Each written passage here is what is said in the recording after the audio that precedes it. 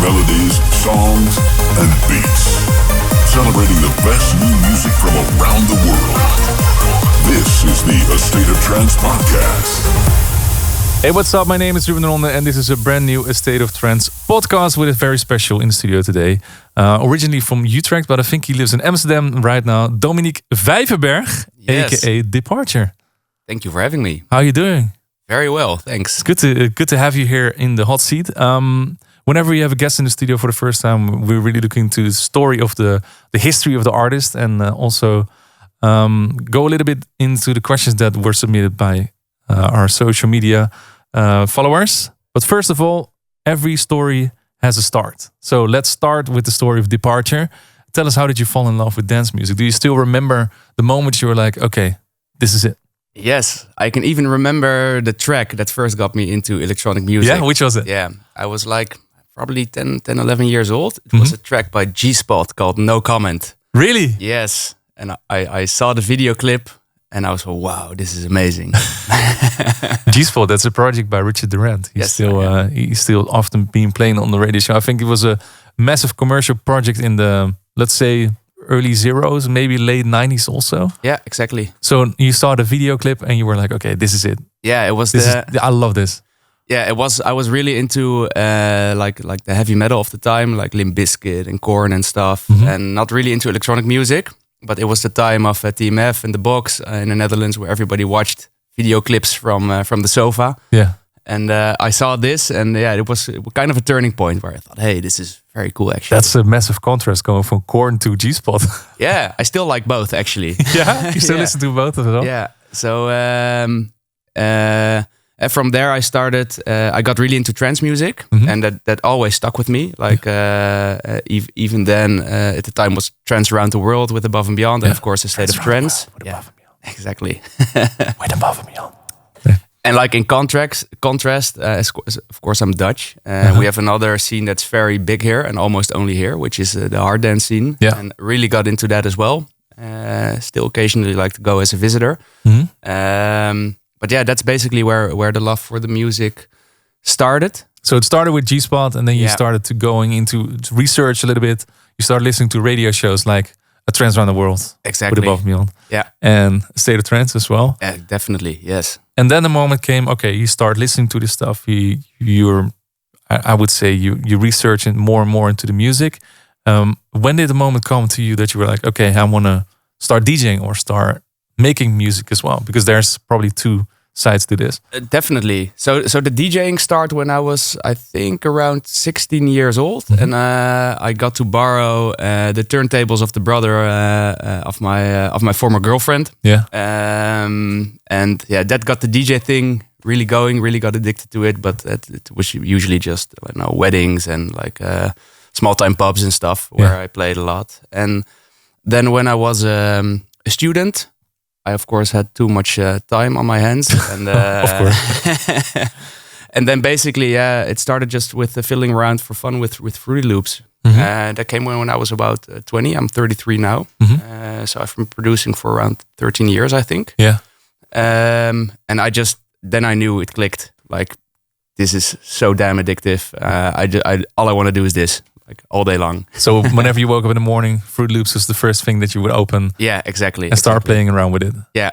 At some point, I switched to Ableton, like after a few years. But like the producing virus, it always stuck and still does. Like, how long did it take you before you made that switch, or did you make something releasable already in Fruity Loops, or was it something that started when you switched to Ableton? I think my first releases were in Ableton already. Yeah. Okay. Yeah, I switched after like I think probably 3 or 4 years or something. Okay. I didn't release for quite a while when I started. You hear stories about other artists, start making music, do it for like half a year, and then bam, they're there. It wasn't for me like that. I've been experimenting with what I want for quite a long time, and I still do actually. It's like a constant, slow but steady evolution. Was it something that you weren't happy with the things that you produced, or did you didn't just finish anything?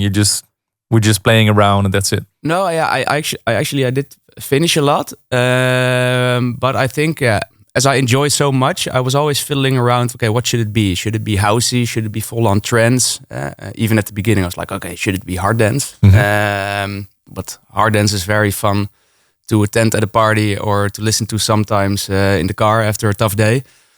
But to make it in the studio is something else, like all the dung, dung, dung. Yeah. And also, I think people underestimate how much time it takes for hard dance producers to get the kick right, for example.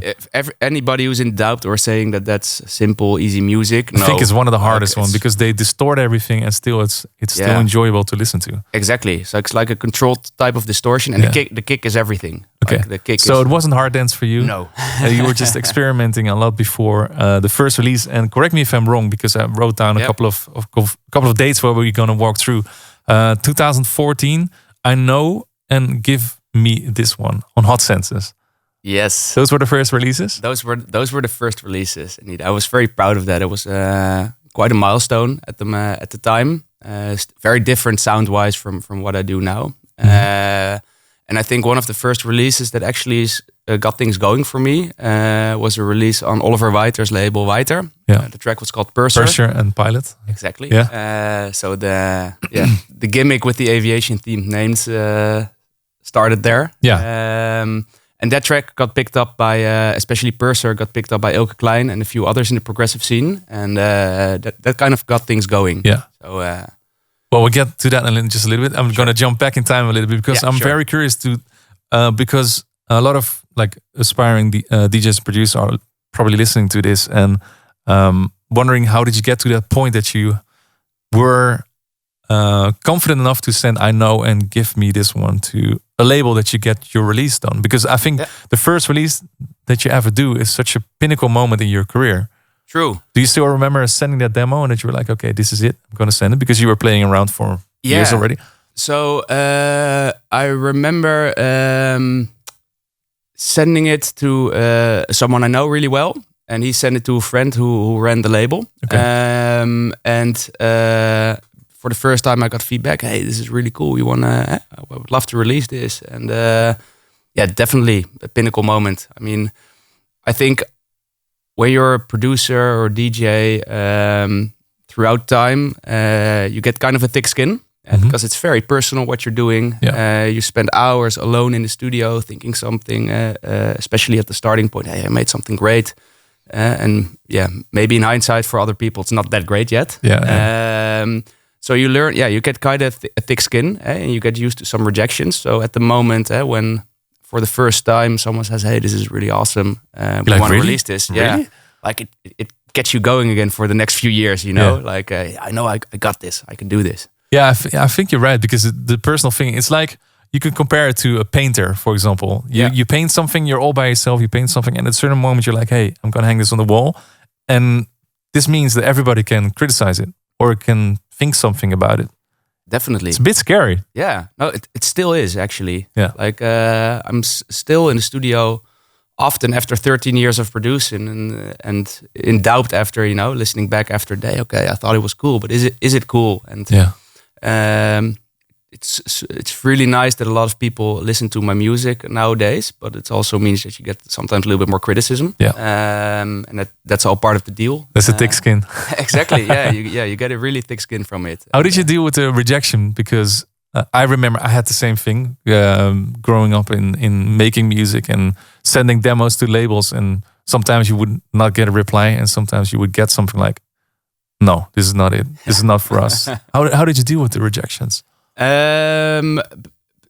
The way for me over the course of the years, like looking at like kind of a timeline, you need something, like the first release, you need sometimes small milestones that keep you going. And you learn to deal with the rejections in that way, because you start to view it like as a journey. And okay, this rejection is part of the journey. This rejection is part of the journey, but I know something good is like coming up in the future. And having these milestones, and I can, in honesty say, in the past there's also been times that I thought, shit, you got into a bad vibe, like into a negative spiral, and then just as you thought, okay, is this something for me? Then something positive happened again. That got you going again, or someone who believed in you, or a good label that wanted to release your music.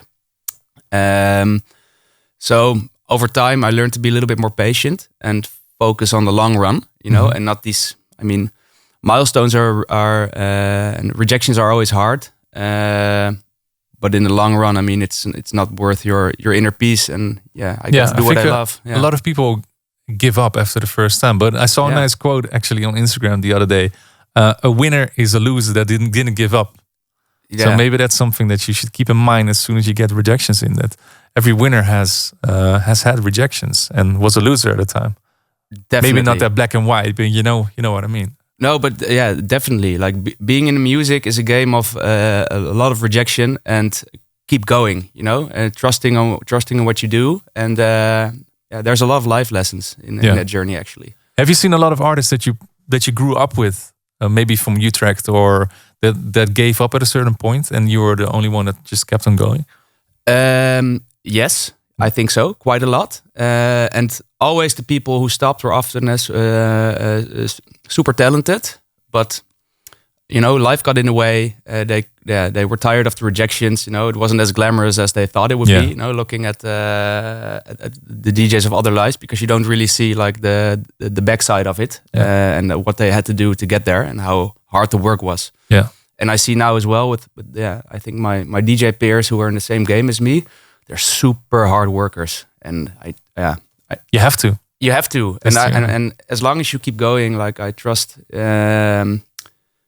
If you really want it and you work hard for it, like the whole universe conspires to get it for you. Like that's the manifesting part of things. Yeah, exactly. Yeah, manifest is a bit of we overuse that word, but I mean there's truth in that. Yeah, no, 100%. I believe in it 100% as well, because if you set your mind into achieving certain goals, I think you can achieve it. Exactly. You just have to work really hard for it. And sometimes it's like what you say, you have to face rejections, but if you get over the rejections, then the win is even more sweet, I guess. Definitely. Yeah. The win is sweeter, and I mean, you get to do what you love day in, day out. Yeah. So, you already mentioned it, 2017. That was actually the first steps that you took into the sound that we maybe know you a little bit more for nowadays, the deep progressive sounds with Purser and Pilot on White recordings.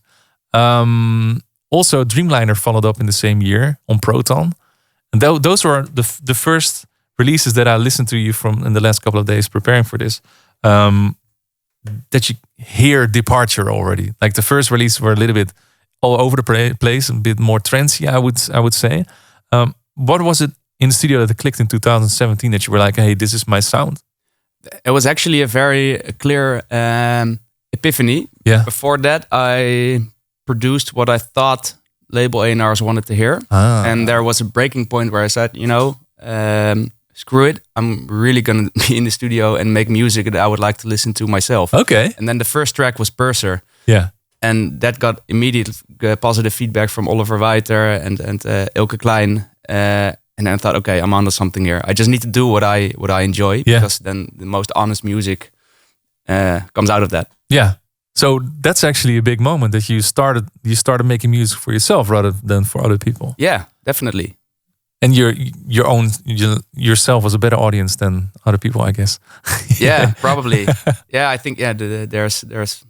I mean, it's a bit of a cliche, but like staying true to yourself in that sense just creates the most. How did you approach music from that moment on? Did you just sit down and just made whatever you thought was cool at the moment for yourself, and then see whatever happens? Yeah, I actually tried to stick that until today. Like even I tried to make what I would enjoy on the dance floor and what I would like to listen to, and I never let go of that learning at that moment. And of course, that may still change my music from time to time because my taste changes, and my mood changes. But I think underlying, and hopefully that's what people recognize. You can still always hear those departure elements, or the departure type of build-up, or the departure type of emotion below. That's always there. You already mentioned it already in the regular episode of State of Trance that you always try to find like certain chords that fit your sound and create tears on the dance floor, basically. Yeah, exactly. Stir up emotions. That's what it is. I mean, it's a bit. I mean, it would be arrogant to say that always happens, of course, but it's always like the goal to create something that touches smiles or tears. Exactly. Some of those. Yeah. Let's continue the timeline a little bit because a name popped up that we had recently in the studio as well in 2018 also in the start of his career back then. Cabin Pressure, your tune got remixed by Niels Hofman. Yeah. And after that, you did a swap. I think you did a remix yourself of Heading Home. Yeah. How did that come about? Because Niels Hofman right now is also exploding. He's playing everywhere. We had him in the studio with fantastic sound as well. Super nice guy. Really nice guy. Yeah, actually, a couple of years ago, he was a resident on a label. It's called Pussy Music. Yeah. Not yeah. Yeah. P-O-E-S. Yeah, exactly. Poesie. Exactly. And he was like the label resident there.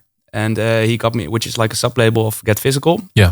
And he got me in touch with their A&R, and he said, okay, yeah, you should release some music with me. We like your sound. And that's how we got to know each other. So Niels reached out to you like, hey, I want to hear some more music from you.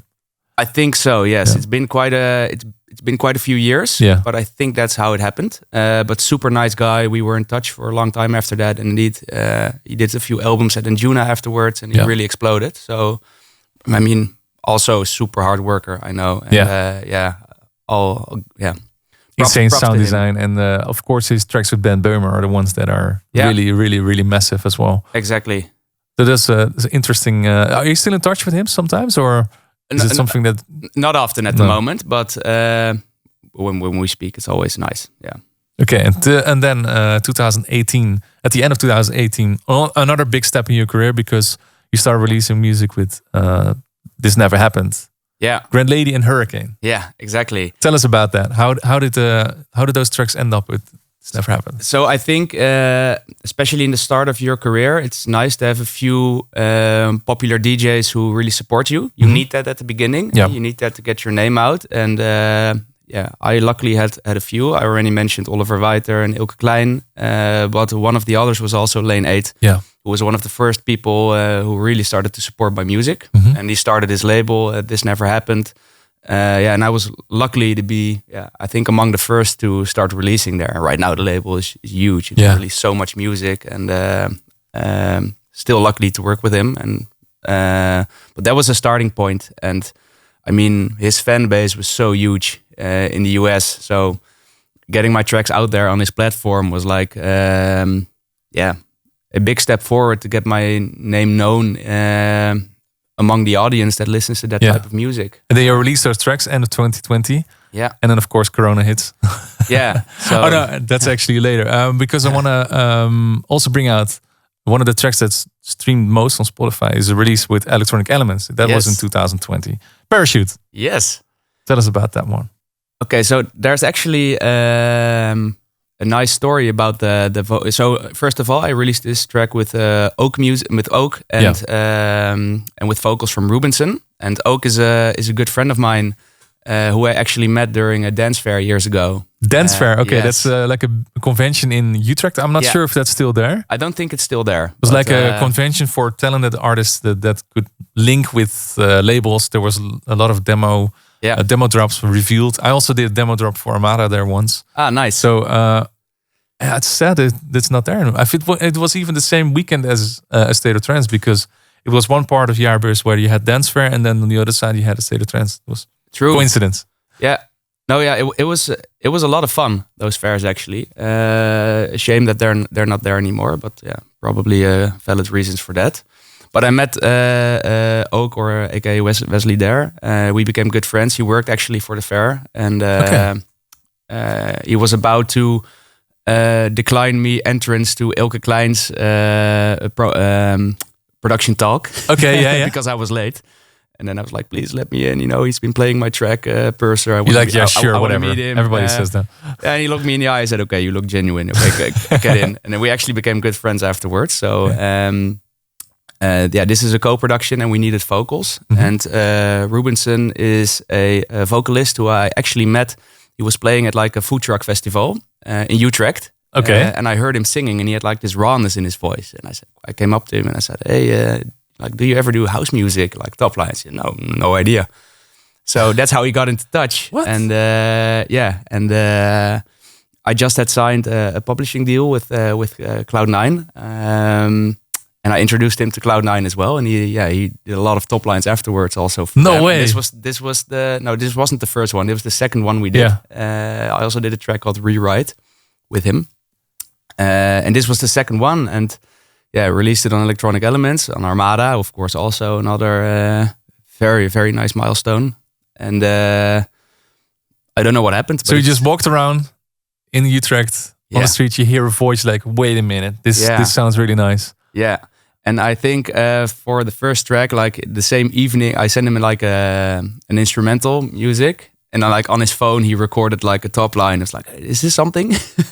Am I doing this right? Am I doing this right? And it was like literally immediately right. And we spent the whole day recording it together actually in the studio, which is always a little bit more personal, right? Than receiving your vocals. Yeah. Like it's easier, but it's also nice to do it together. Yeah. So we recorded it together, and in this case, the three of us here in the Cloud9/Armada studios at the time. And this I love that came story. out. That's amazing. You just sit there with a guitar on the street, and suddenly someone approaches you like, "Hey, do you want to do this?" Yeah. He was with the band, but there was something about his voice. So amazing.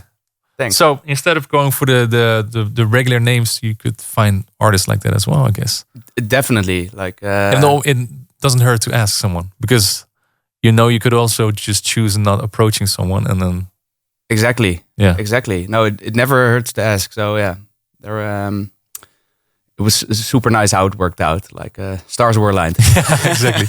Also, another relationship that started for you was in 2022 when you started releasing music with 03, which is a sub-label of Toolroom Recordings. Yes. How did that come about? And why did you choose to go with 03 at a certain point? Well, I think first of all, in my sound, basically, slightly more progressive, and sometimes dabbing into melodic techno, but often a little bit more progressive. There aren't that many labels that release this kind of music. It's a small pool, and 03 is known to be one of the good ones, and who do really well in promo. Who have a good reputation. Good A&R, Jamie does a very good job. Jamie Camp. Exactly, does a very good job in what he does, and also really helps with feedback to get the music to an even better level after you send it, without harming the creative part that much. That it still feels your own. So it's a logical choice for me to release some music there as well. And they all the tracks that I did there often did relatively well, got picked up nicely. They stream quite well. Just a combination of a nice label to work with on the communication side. I think other producers who might be listening to this know that not every label is as communicative as the other. And just the way of cooperation is really nice for 03. I can, by the way, say the same for most of the other labels I work with. Like This Never Happened as well, Colorize also, and Juna, Armada. All around, there's something friendly about this scene, which I don't think all genres have. No, that's true. Yeah, I agree with that. You already mentioned it, because going through this story, one thing that's really standing out for me is that you release on a lot of different labels all the time. Why do you decide to pick not one home for your music, but rather have several of them? I think it has multiple reasons. First of all, I'm as I explained earlier, I love being in the studio, so I make a lot of music. So I don't think most of the labels I release on have the schedule to get me on there every month. And I also think it fits my personality. I make music that fits my mood, and sometimes it's a bit different. Sometimes it fits a little bit more there. Sometimes it fits a little bit more there. I also try to take that into account when I send out demos. Okay, what platform would be the best home for this particular track? So I think that's the biggest reason. And of course, more labels also mean there's upsides and downsides. I mean, on the one hand, you had to get a wider audience. On the other hand, less priority. Exactly. Exactly. On the other hand, less priority. But historically, it always felt better to keep all doors open, let's say, and not commit myself too much. So it just happened that way, and probably it's like a reflection of who I am. What would you advise up and coming artists to in label wise? What would you advise to them? And would you say like pick one label and stick to it, or would you say the same, like, okay, just see whatever, finish something and send it out to whatever you feel like, or what fits the tune? I think everybody's journey is different. Getting into this, so what worked for me might not work for someone else. Maybe if I would have made different decisions, other things would have happened. I don't know. So there's not really advice for me to give there, other than focus on creating your best music and music that you enjoy. I already think I gave one important tip, and that is stick true to what you like, because no doubt the best results will come of that. And send out your music, maybe also to some famous DJs directly, if you can somehow find a way to reach them. Because if they play your music and they are support, that's always that helps also in the label game. You know, that your track gets supported by a few sponsors that already are known names in the industry. And from there, I mean, at the beginning there, you don't have that much, you don't know that many people yet. So I would say try a little bit more, try a couple of labels, and then see from where it goes from there. But you need also, as an aspiring DJ, you need some type of milestones at some point. You need, so try out. I would say try out what works for you, and see who appreciates you, who believes in you, and go from there. And talking about the milestones, because that's a nice one as well. Is that something that you have, like certain goals in your life that you wrote down and that you're ticking off boxes, like a bucket list? Are you working with that as well? A bit. So there's two things. Being in a music game, we already talked about it for a bit. I mean, it's amazing to be working on your passion from a day-to-day basis, and playing your music and seeing people happy and dancing. But because it's so personal, as we already discussed, the same thing that you love so much can also become like a source of insecurity, of unhappiness, anxiety, all that stuff. So my main goal is to enjoy the ride and let go of that, stay present in the moment as I do it. And enjoy the milestones, but never focus on them too much, because they can become a source of unhappiness as well, which I don't want. I just want to really enjoy the journey. And of course, from a secular perspective, I mean, I want to tour the world, which I'm about to do for the first time in the US. I want to play my music all over the world. I want to create my own best music. I want to have, of course, a listener base that is as wide as possible.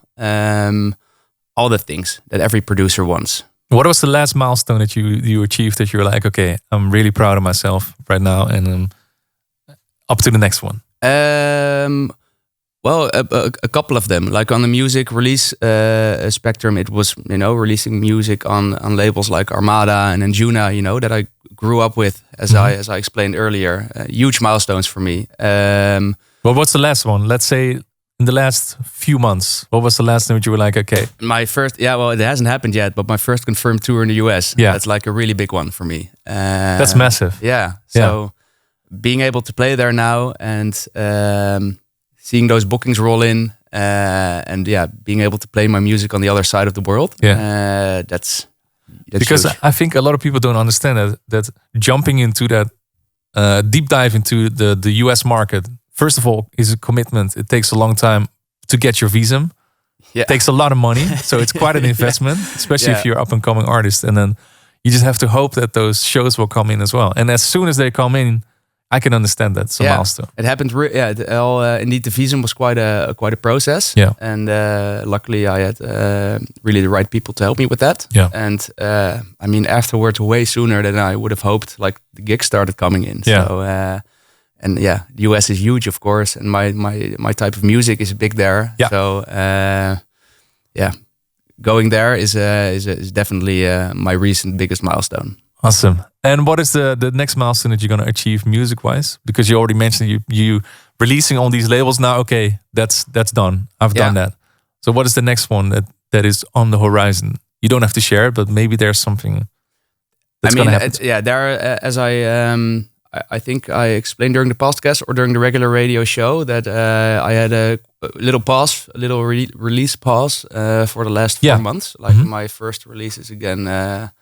Was last week. Exactly. And the one before was on Sequoia in December. Exactly. So 4 months no music. 4 months no music. Like figuring out where I want to go in the new year musically. Spending a lot of time in the studio doing what I love. Most basically. Being in the studio and working on my music. As of now, as of April, I think the hiatus between releasing music has stopped. Like my release schedule is almost full every month for the rest of the year. Can't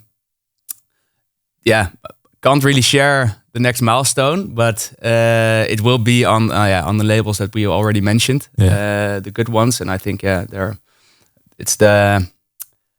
for me those labels are already the highest thing to reach, and of course if they become a hit as well, that will be a good bonus.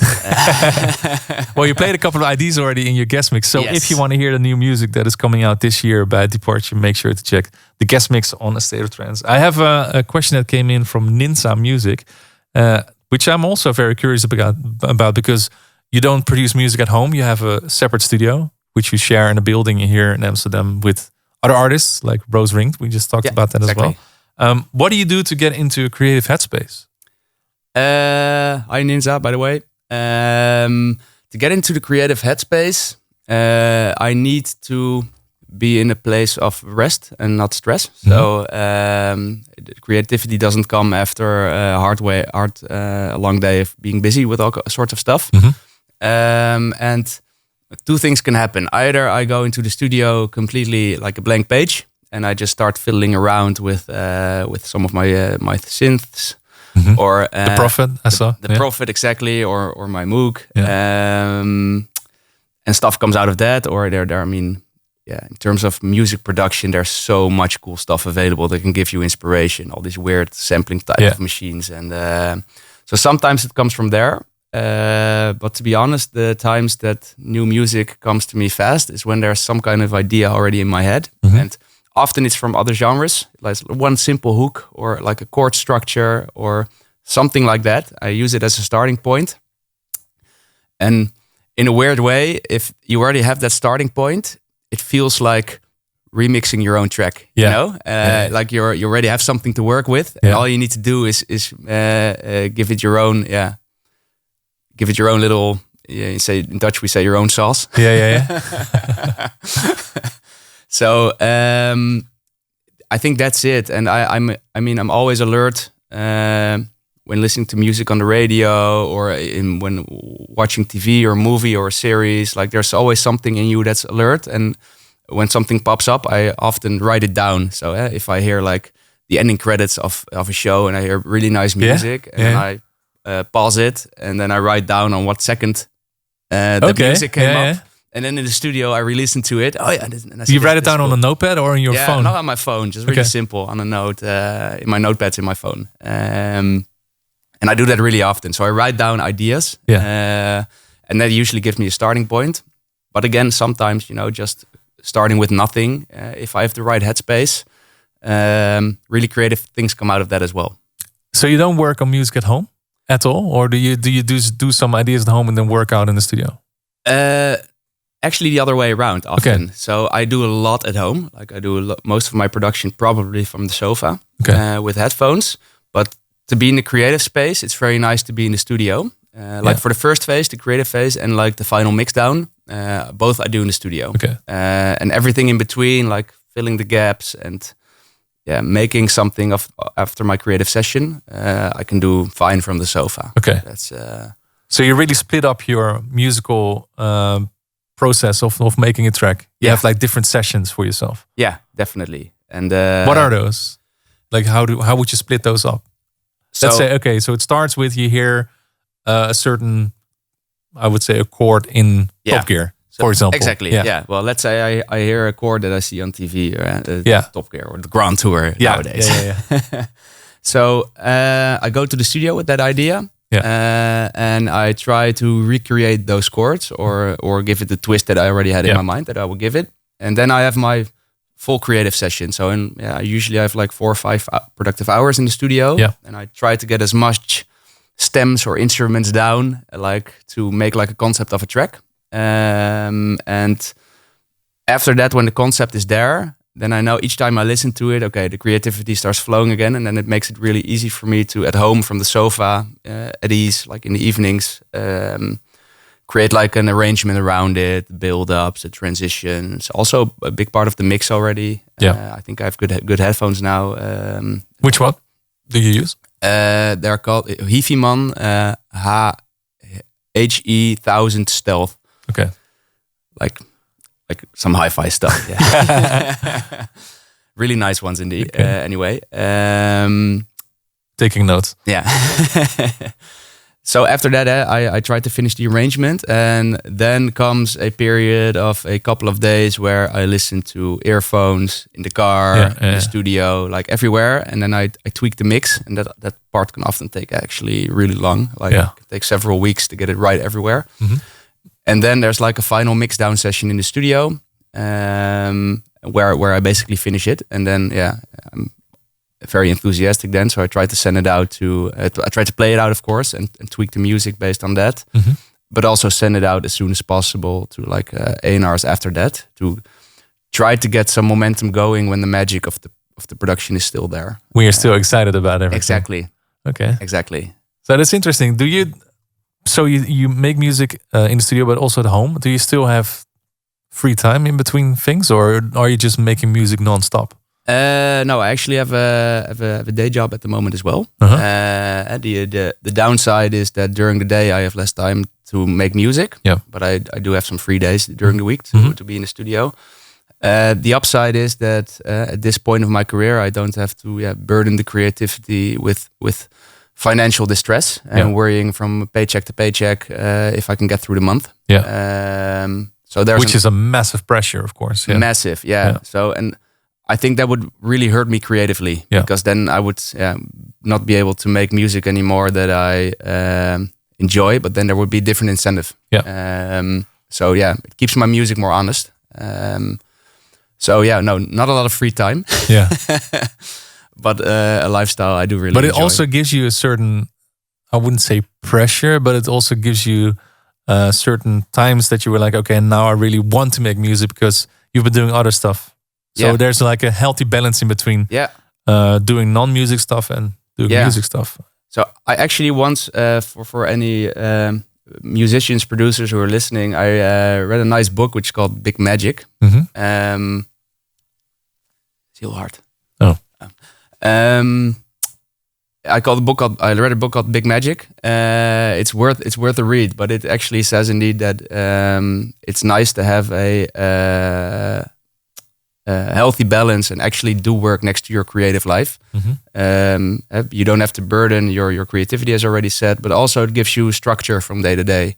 Waking up at a certain time, do your thing, like have structure in the way that you would have in a regular. Yeah, I think structure is one of the most important things. Yeah, exactly. Yeah, you can adjust the volume by following the wire. There's a little button there. He's been listening to his voice in like proper volume for over half an hour already. No, I think I turned it on. I turned it up with my knee like just now. So sorry. All right. Well, thank you for giving so much nice insights in how you do things. And I think something that you really can take out of it if you're an aspiring producer right now is first of all to take losses and turn them into wins and be patient enough.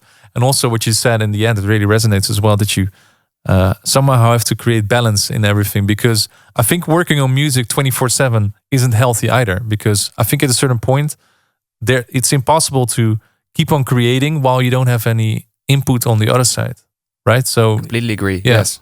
Yeah. So make sure that whatever you're doing, do it in balance and don't burn yourself out, because at a certain point, if you lose the love of making music, it's hard to get it back again. Definitely. Anyway. Yes.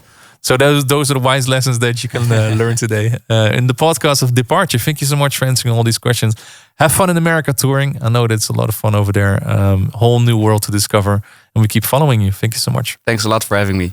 Next time we're going to be back with Steve Decay from Colombia. Is going to fly into to be here in the studio to play a guest mix and also to do a podcast. If you have any questions for him, make sure to write them in the comments section here. And we'll see you next time for a new podcast. Bye. Thank you for tuning in. Check all previous episodes on YouTube or your favorite podcast portal.